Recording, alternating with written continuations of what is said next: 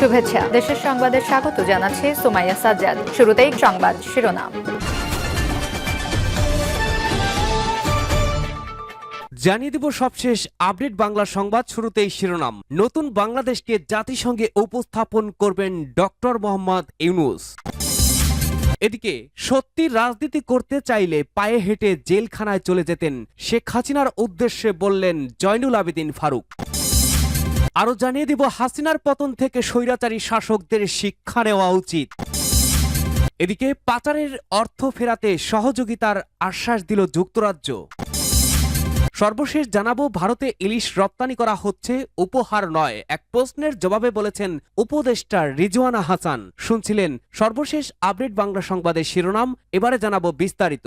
আজকের সংবাদ সম্পর্কে আপনার মূল্যবান মতামত লিখে জানান। জানিয়ে দিন কোন স্থান থেকে আমাদের এই সংবাদ শুনছেন অথবা দেখছেন। পুরো সংবাদ পেতে ভিডিওটি শেষ পর্যন্ত দেখুন এবং সবার আগে সবশেষ আপডেট সংবাদ পেতে চ্যানেলটি সাবস্ক্রাইব করে পাশের বেল বাটনে প্রেস করুন। নতুন বাংলাদেশকে জাতিসংঘে উপস্থাপন করবেন ডক্টর ইউনূস। শেখ হাসিনা সরকার ক্ষমতাচ্যুত হওয়ার পর অন্তর্বর্তী সরকার প্রধান উপদেষ্টা হিসেবে প্রথমবারের মতো জাতিসংঘের সাধারণ পরিষদের অধিবেশনে যোগ দিতে নিউ ইয়র্কের পথে রয়েছেন নোবেল বিজয়ী ডক্টর মোহাম্মদ ইউনূস। চেনা পরিবেশে নতুন পরিচয়ে জাতিসংঘ অধিবেশনে ভাষণ দেবেন তিনি। দীর্ঘদিনের পরিচিত জনদের সামনে তুলে ধরবেন তার নতুন দায়িত্ব, নতুন বাংলাদেশকে। জাতিসংঘের ৭৯তম অধিবেশনে যোগ দিতে সোমবার ২৩ সেপ্টেম্বর ভোরে ঢাকা থেকে নিউ ইয়র্কের উদ্দেশ্যে রওনা হয়েছেন ডক্টর ইউনূস ও তার সফর সঙ্গীরা। নিউ ইয়র্কে ডক্টর ইউনূসের আগমন ঘিরে সেখানকার বাঙালি কমিউনিটিতেও বেশ উচ্ছ্বাস দেখা যাচ্ছে। বিশেষ করে জাতিসংঘে বাংলাদেশের সদস্য পদ প্রাপ্তির ৫০ বছর পূর্তি উপলক্ষে আয়োজিত অনুষ্ঠান নিয়ে বেশ আলোচনা রয়েছে। নিউ ইয়র্ক সফরকালে ৩ দিন বেশ ব্যস্ত সময় পার করবেন ডক্টর ইউনূস। এর মধ্যে নিউ ইয়র্কের স্থানীয় সময় মঙ্গলবার ২৪ সেপ্টেম্বর দুপুরে মার্কিন প্রেসিডেন্ট জো বাইডেনের সঙ্গে দ্বিপাক্ষীয় বৈঠকে বসবেন তিনি। আর জাতিসংঘ অধিবেশনে ২৭ সেপ্টেম্বর ভাষণ দেবেন প্রধান উপদেষ্টা। সংশ্লিষ্ট সূত্রগুলোর তথ্য বলছে ইউনূস বাইডেন বৈঠকে দুই দেশের দ্বিপাক্ষিক সম্পর্ক নিয়ে আলোচনা হবে। আলোচনার টেবিলে থাকবে নতুন বাংলাদেশ বিনির্মাণের সংস্কার ইস্যু। পাশাপাশি আঞ্চলিকভাবে অন্তর্বর্তী সরকার যে প্রতিকূলতার মধ্যে রয়েছে সেটি নিয়ে বাইডেনের সঙ্গে আলোচনা করতে পারেন ডক্টর ইউনূস। সত্যি রাজনীতি করতে চাইলে পায়ে হেঁটে জেলখানায় চলে যেতেন হাসিনার উদ্দেশ্যে বলেছেন খালেদা জিয়ার উপদেষ্টা। সাবেক প্রধানমন্ত্রী শেখ হাসিনার উদ্দেশ্যে বিএনপি চেয়ারপারসনের উপদেষ্টা জয়নুল আবেদিন ফারুক বলেছেন, আপনি মনে করেছেন আবার বাংলাদেশে ফিরে আসবেন, বাংলাদেশে আবার আপনি রাজনীতি করবেন। যদি এটি সত্যি চাইতেন তাহলে পদত্যাগ করার পর আপনি পায়ে হেঁটে জেলখানায় চলে যেতেন। আপনার ভাষায়, আপনার কথায় যদি আপনার লক্ষ্যকর্মী থেকে থাকে, উন্নয়নের কথা বলে যে আম্ফলন আপনি করেছিলেন সেটা যদি আপনার মধ্যে থাকতো তাহলে আপনি পালিয়ে যেতেন না। সোমবার ২০০৮ থেকে ২০২৪ সাল পর্যন্ত বিনা ভোটে নির্বাচিত দুর্নীতিবাজ এমপিদের বিচারের আওতায় আনার দাবিতে আয়োজিত অবস্থান কর্মসূচিতে তিনি একথা বলেন। জাতীয় প্রেস ক্লাবের সামনে এই কর্মসূচির আয়োজন করে জাতীয়তাবাদী নবীন দল। জয়নুল আবেদিন ফারুক বলেন, বাংলাদেশের জনগণের এখন একটাই দাবি, আপনারা অন্তর্বর্তীকালীন সরকার জঞ্জাল পরিষ্কার করুন, কিন্তু জনপ্রতিনিধিদের সুযোগ দিন যারা সংসদে গিয়ে সংবিধান প্রণয়ন ও পরিবর্তন করবে, তাই অনতি বিলম্বে একটি রোডম্যাপ দিন। জয়নুল আবেদিন ফারুক আরো বলেন, ইলিশ মাছ তো পাঠালাম, আরো বেশি পাঠালে বেশি বেশি পানি ছেড়ে দিতে পারত। বন্ধুবর ভারতকে আমরা প্রতিদিন বলে যাচ্ছি, বাংলাদেশের মানুষ আপনাদের কাছে গণতান্ত্রিক অধিকার, আপনাদের দেশের মতো নির্বাচন আশা করেছিল, কিন্তু আপনারা বাংলাদেশে এমন এক ব্যক্তিকে, এমন এক দলকে সহযোগিতা করেছেন যারা ১ মিনিটে বাংলাদেশের গণতন্ত্রকে হত্যা করেছে, অসংখ্য মায়ের বুক খালি করেছে, সব নির্বাচন কুক্ষিগত করেছে, অধিকার প্রতিষ্ঠার আন্দোলনে রাস্তায় নামাদের গুলি করে মেরেছে, আবরারকে খুঁচিয়ে খুঁচিয়ে বিশ্ববিদ্যালয়ে খুন করেছে, বিশ্বজিৎকে রাজপথে কুপিয়ে হত্যা করেছে, দেশ থেকে ৯৯,০০০ কোটি টাকা লুট করে নিয়েছে, মানুষের কথা বলার অধিকার কেড়ে নিয়েছে।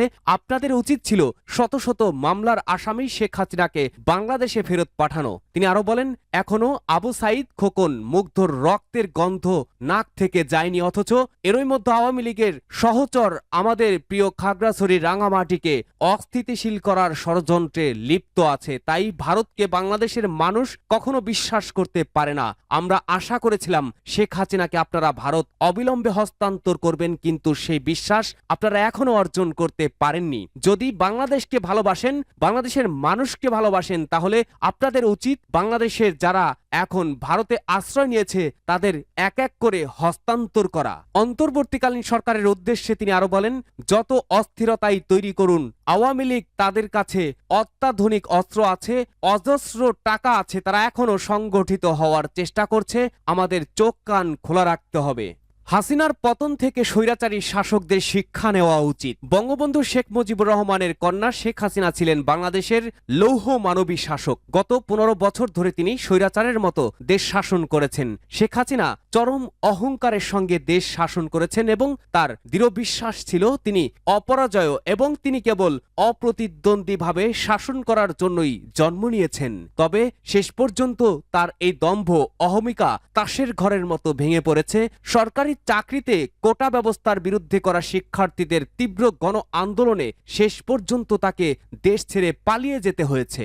ঢাকায় শাসন ব্যবস্থার পরিবর্তনে অন্যান্য দেশের শাসকদের জন্য খুবই গুরুত্বপূর্ণ শিক্ষা রয়েছে বলে জানিয়েছেন তারিক আকিল নামে পাকিস্তানের একজন ইতিহাসের অধ্যাপক। দেশটির সংবাদ মাধ্যম পাকিস্তান অবজারভারে লেখা এক নিবন্ধে তিনি লিখেছেন, হাসিনার অধীনে বাংলাদেশ সবসময় ভারতের মোদী সরকারের সার্বিক সমর্থন ও সহযোগিতা পেয়েছিল এবং এক পর্যায়ে বাংলাদেশ কার্যকরভাবে তার শক্তিশালী প্রতিবেশী ভারতের একটি স্যাটেলাইট দেশে পরিণত হয়। আর এটাই বাংলাদেশি জনগণের মধ্যে ক্ষোভের সৃষ্টি করে। বাংলাদেশের সংবিধান দেশের জনগণকে বাক স্বাধীনতা, ধর্মীয় স্বাধীনতা এবং সংগঠনের স্বাধীনতার নিশ্চয়তা দিয়েছে। তবে হাসিনার দীর্ঘ শাসন আমলে জনগণের মৌলিক ও অপরিহার্য সব অধিকারই পদদলিত হয়েছে। এর পরিবর্তে সন্ত্রাসের রাজত্ব, কঠোর কারফিউ, রাজনৈতিক বিরোধীদের গ্রেপ্তার, সামাজিক যোগাযোগ মাধ্যম নিষিদ্ধ এবং শিক্ষার্থীদের প্রতিবাদ আন্দোলনকে দমন করার জন্য অতিরিক্ত ক্ষমতা প্রয়োগের জন্য হাসিনা দায়ী ছিলেন। তিনি পার্লামেন্টে নিরঙ্কুশ সংখ্যাগরিষ্ঠতাও উপভোগ করছিলেন, আর তাই তার বিরুদ্ধে অনাস্থা ভোট আনা অসম্ভব ছিল।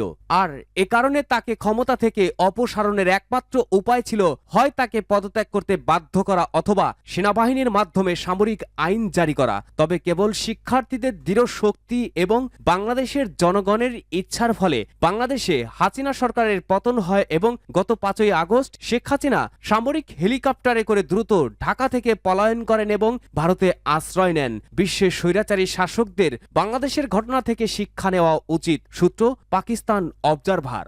পাচারের অর্থ ফেরাতে সহযোগিতার আশ্বাস যুক্তরাজ্যের। ছাত্র জনতার অভ্যুত্থানে পতিত আওয়ামী লীগ সরকারের আমলে বাংলাদেশ থেকে পাচার হওয়া অর্থ আইনি প্রক্রিয়ায় ফেরত আনতে সহযোগিতার আশ্বাস দিয়েছে যুক্তরাজ্য। সোমবার শিল্প উপদেষ্টা আদিলুর রহমান খানের সাথে বাংলাদেশে নিযুক্ত ব্রিটিশ উপ হাই কমিশনার ও উন্নয়ন পরিচালক জেমস গোল্ডম্যানের সৌজন্য সাক্ষাৎ করেন। সাক্ষাৎ শেষে এই তথ্য জানিয়েছেন শিল্প উপদেষ্টা। এ সময় পাচার হওয়া অর্থ ফেরাতে যুক্তরাজ্যের সহযোগিতা চান শিল্প উপদেষ্টা। এ ব্যাপারে দৃঢ় প্রত্যয় ব্যক্ত করেন জেমস গোল্ডম্যান। এর আগে শিল্প মন্ত্রণালয়ের পক্ষ থেকে উপ হাই কমিশনারকে আন্তরিক শুভেচ্ছা ও অভিনন্দন জানান উপদেষ্টা। তিনি বলেন, ব্রিটেন দীর্ঘদিন ধরে বাংলাদেশের বিশ্বস্ত উন্নয়ন সহযোগী। ইউরোপীয় ইউনিয়নের ইইউ দেশগুলোর মধ্যে ব্রিটেন বাংলাদেশকে প্রথম স্বীকৃতি দেয়। বাণিজ্য ও বিনিয়োগের ক্ষেত্রে দুই দেশের মধ্যে চমৎকার দ্বিপাক্ষিক সম্পর্ক রয়েছে। একসঙ্গে কাজ করার মাধ্যমে এই দ্বিপাক্ষিক সম্পর্ক উচ্চতর অবস্থায় উত্তরণ করা সম্ভব। ভারতে ইলিশ রপ্তানি করা হচ্ছে, উপহার নয় বলেছেন রিজওয়ানা হাসান। ভারতে ইলিশ উপহার হিসেবে যাচ্ছে না বলে মন্তব্য করেছেন পরিবেশ, বন ও জলবায়ু পরিবর্তন এবং পানি সম্পদ মন্ত্রণালয়ের উপদেষ্টা সৈয়দা রিজওয়ানা হাসান। তিনি বলেন, এটা রপ্তানি করা হবে, রপ্তানির টাকা বাংলাদেশ সরকার পাবে, এটা খুব ছোট্ট করে দেখার মতো টাকা না।